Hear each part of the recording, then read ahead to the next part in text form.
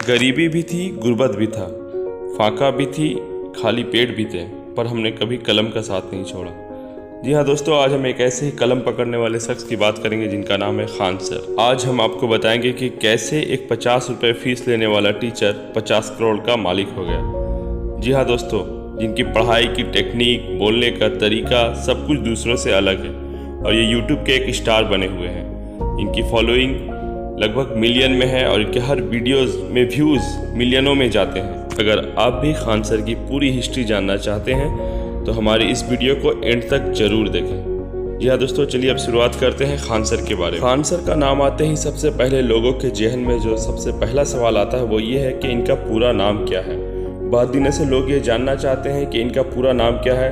लोग इनको कभी बोलते हैं कि अमित सिंह नाम है या कुछ भी नाम है, ऐसा बोला जाता है, पर खान सर ने कभी भी अपना नाम रिवील नहीं किया, ना ही अपने स्टूडेंट के सामने, ना ही किसी और के सामने। जब खान सर से एक इंटरव्यू में उनका नाम पूछा गया तो इन्होंने बताया कि आप हमारे मेहनत के बारे में बताइए, आप हमारी सक्सेस की स्टोरी बताइए, नाम में क्या रखा है। पर दोस्तों, मैं भी खान सर का बहुत बड़ा फ़ैन हूँ, इसलिए मैं उनका पूरा नाम जानता हूँ और मैं उसे आपको ज़रूर बताऊँगा। उनका पूरा नाम है फैसल खान और इनकी पैदाइश 1992 में यूपी के गोरखपुर जिले में हुई। खान सर एक मिडिल क्लास फैमिली से बिलोंग करते थे।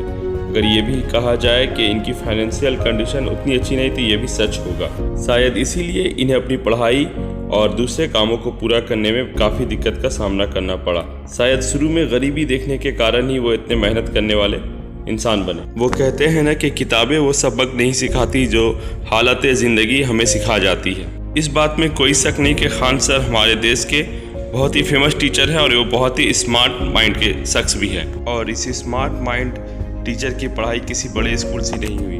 जी हाँ दोस्तों, इनकी पढ़ाई एक बहुत ही मामूली और सरकारी स्कूल से शुरू हुई, जिस स्कूल का नाम से ही आपको पता चल जाएगा कि ये एक सरकारी स्कूल है। इनके स्कूल का नाम था परमार मिशन स्कूल भातपार रानी देवरिया, जो यूपी में है। खान सर शुरू से ही एक टॉपर स्टूडेंट नहीं रहे हैं।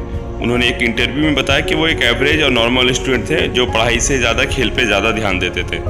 पर अपनी माँ की डांट की वजह से उन्होंने 9वीं क्लास से पढ़ाई पे थोड़ा ज़्यादा ध्यान दिया और अपनी फेवरेट सब्जेक्ट हिस्ट्री को इंटरेस्ट लगा करके पढ़ने लगे। और खान सर तो ये भी कहते हैं कि वो जो 9वीं क्लास का उन्हें एहसास था पढ़ाई का, वो उन्हें आज तक भी है, जो उन्हें पढ़ने में और किसी भी चीज़ को जानने में बहुत ही ज़्यादा मदद करती। और ये बात भी एकदम सच है। अगर आपको किसी भी काम में, चाहे आप किसी भी फील्ड में हो, अगर आप उसमें अपना मन लगा दें या अपना जी जान लगा देंगे तो उसमें आपको खुद मज़ा आने लगेगा। चाहे कितना भी मुश्किल काम हो, अगर आप उसे अब पूरे दिल लगा करके करें तो वो बहुत ही आसान हो जाएगा। खान सर ने 9वीं से लेकर 12वीं तक का बहुत अच्छी रिजल्ट की और वो एक आर्मी ऑफिसर ही बनना चाहते थे, क्योंकि खान सर के पिता एक आर्मी ऑफिसर थे। और इनके पिता के रिटायरमेंट के बाद फिर उनके बड़े भाई फैज़ खान, जी हाँ, उनके बड़े भाई का नाम फैज़ खान है और वो भी आर्मी में भर्ती हो गए। इससे आपको पता चलता है कि उनकी फैमिली में देश के लिए कितनी मोहब्बत थी।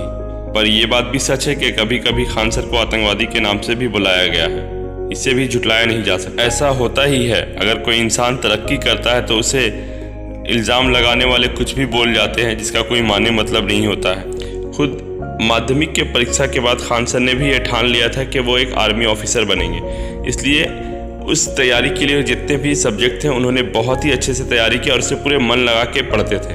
इसीलिए उन्हें किसी भी तरह का कोई डाउट नहीं था। इतनी तैयारी के बाद जब उन्होंने 12वीं के बाद एनडीए का एग्ज़ाम दिया तो वो बहुत ही अच्छे नंबर से पास किए, मगर इसके बावजूद भी उनका सिलेक्शन नहीं हुआ। जी हाँ दोस्तों, खान सर की फिटनेस की वजह से उनका सिलेक्शन नहीं हुआ। खान सर के राइट हैंड में एल्बो के प्रॉब्लम की वजह से उनका सिलेक्शन नहीं हुआ और ये जानकारी जब खान सर को मिली तो बहुत ही ज़्यादा अपसेट और उदास हो गए।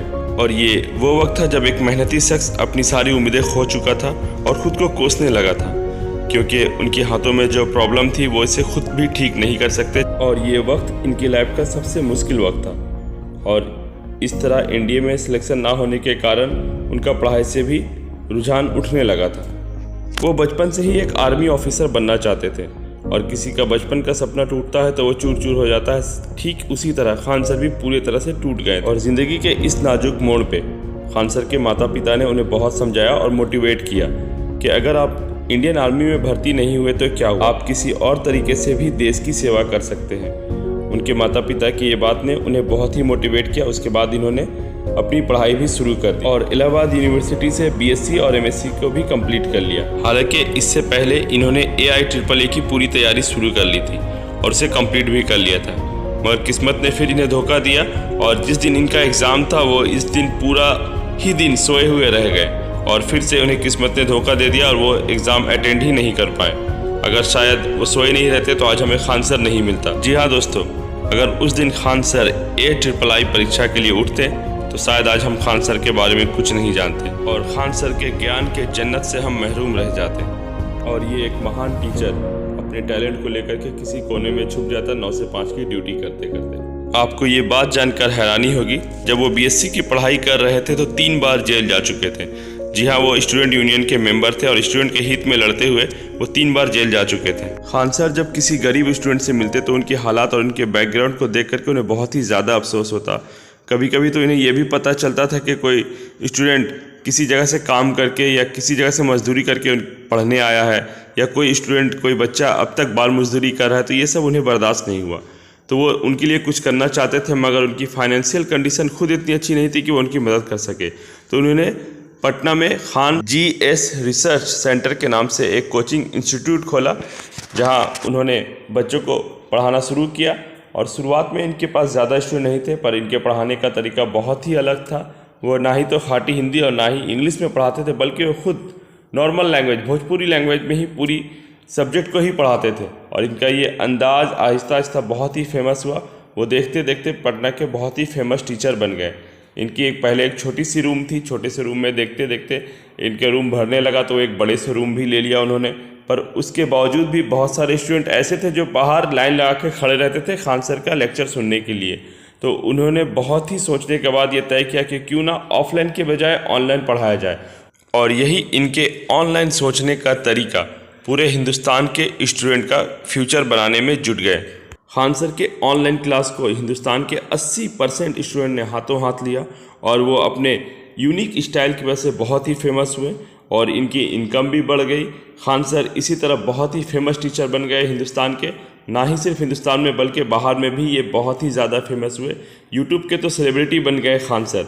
जी हाँ दोस्तों, बहुत सारे भारत के सेलिब्रिटी भी इनके पढ़ाने का तरीका से खुश होकर के इन्हें ट्वीट करते थे कि आपका तरीका, हर एक सेलिब्रिटी, अमिताभ बच्चन से लेकर के रणवीर सिंह तक ने भी इनके तरीके को बहुत ही पसंद किया, पढ़ाने के तरीके को बहुत ही ज़्यादा पसंद। और आज लगभग यूट्यूब में इनके 10 मिलियन फॉलोअर्स हैं और इनके हर एक वीडियो पर लगभग 3 मिलियन व्यूज़ जाते हैं और इनकी यूट्यूब इनकम भी बहुत अच्छी हो गई है। हम दुआ करते हैं इनका इनकम और भी बढ़ जाए। और खान सर कभी अपने पढ़ाने के तरीक़ों से और कभी किसी पॉलिटिकल पार्टी में क्रिटिक्स करने की वजह से वो विवाद में भी रहे हैं और अभी हाल ही में इन्हें जेल भी जाना पड़ा है।